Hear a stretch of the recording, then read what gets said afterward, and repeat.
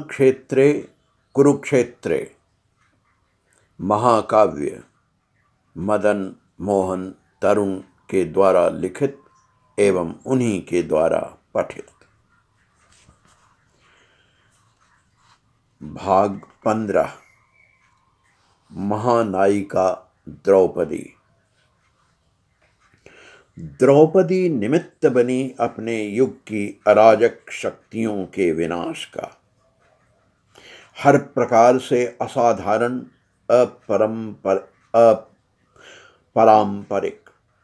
जीवन का ज्वालामय उदाहरण रही द्रौपदी। कृष्णा अपने पिता की यज्ञवेदी से उत्पन्न हुई।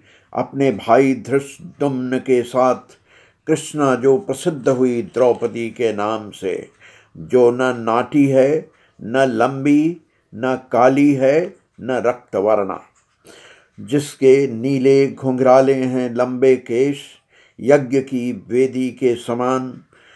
कृश है जिसका मध्य भाग, जिसके ओष्ठ लाल हैं, जो सती है, साध्वी है, जैसे स्वयं हो लक्ष्मी का अवतार, जिसके शरीर से निकलती है शारदीय कमल की सुगंधी, वह विशाल लोचना है द्रौपदी, जो ग्वालों और भेड़ के रखवालों के सो जाने के पश्चात सोती है और जागती है सबसे पहले, जो रखती है सबका ख्याल, जो बाहर भीतर हर प्रकार से रहती है सजग, वह है द्रौपदी, जो दहक उठती है ज्वाला सी समय आने पर, वह है द्रौपदी।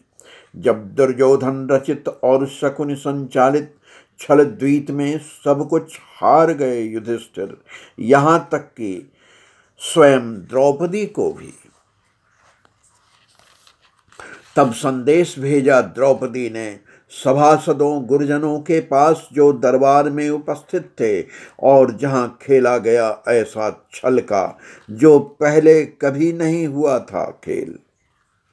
जो स्वयं हार गया हो, क्या अधिकार है उस पराजित परवश के द्वारा किसी और को हारने का। मौन रही सारी सभा इस पर, किंतु कहा महाज्ञानी विदुर ने दृढ़तम शब्दों में, नहीं नहीं नहीं।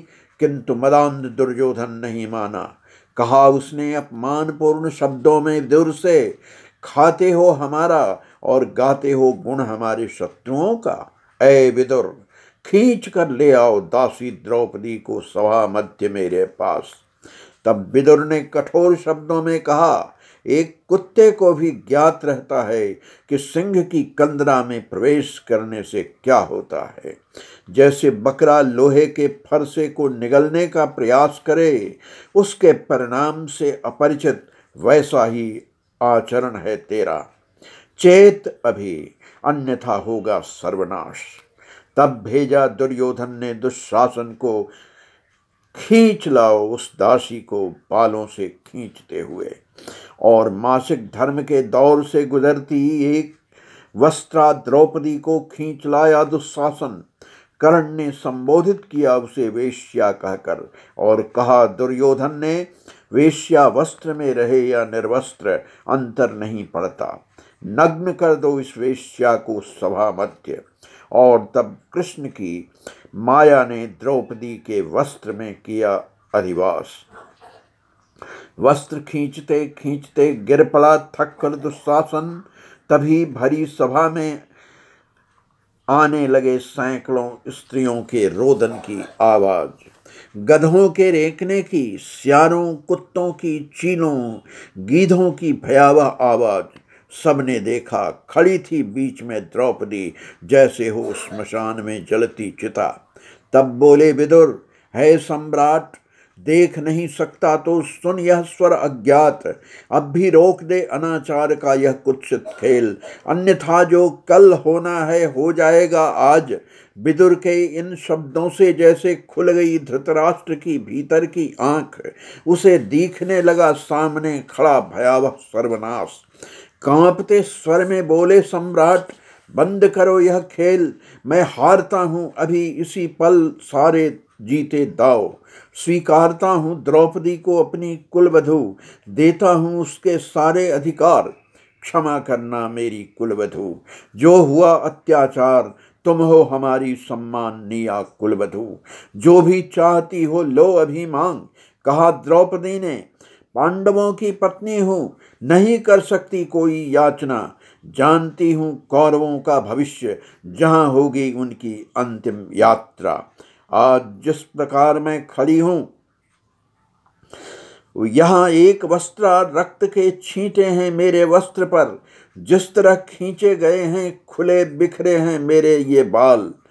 जो राजसूय यज्ञ में धोए गए थे मंत्रपूत पवित्र नदियों के जल से, आज जैसे कर रही है मेरी आत्मा अपमान से आहत हाहाकार।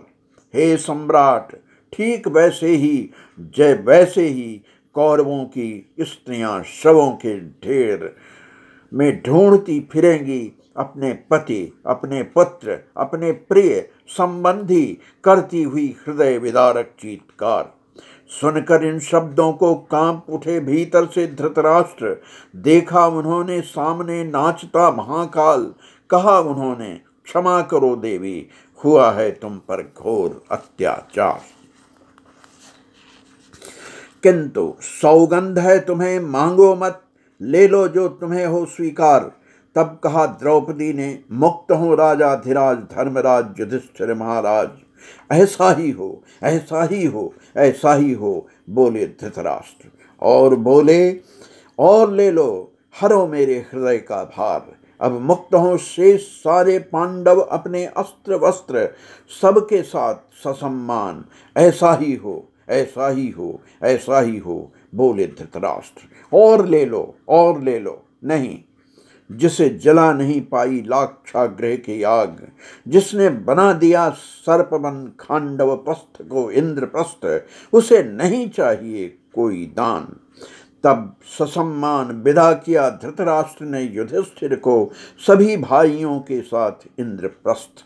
खुश रहें, आनंदित हो, उनका ही है साम्राज्य।